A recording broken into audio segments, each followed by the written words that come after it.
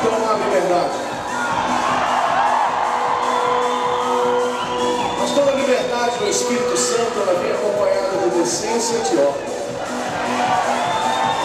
Então, nessa noite, daqui de cima a gente consegue ver algumas pessoas pararem. Principalmente lá em cima. Isso não é bom, isso não é bom.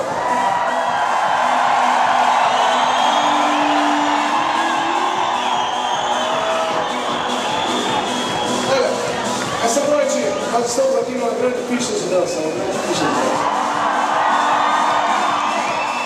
Mas tem um detalhe que muda tudo. Nós não estamos dançando para quem está do nosso lado. Nós estamos dançando.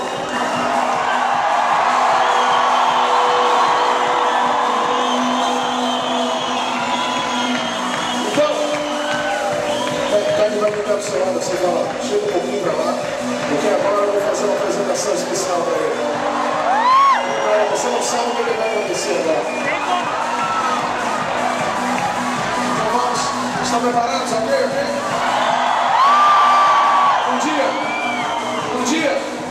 Um dia Davi entrou na cidade dançando diante de uma arca que tinha a presença de Deus. Sabe? Eu tenho uma notícia para te dar.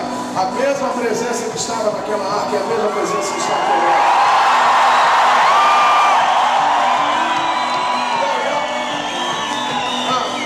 Davi ele não perdeu a oportunidade. Ele foi lá, quando viu a presença de Deus, ele não se conteve, ele começou a dançar. Então, Davi teve a sua hora, agora chegou a tua hora, Curitiba. Vamos! Ei! Não pare!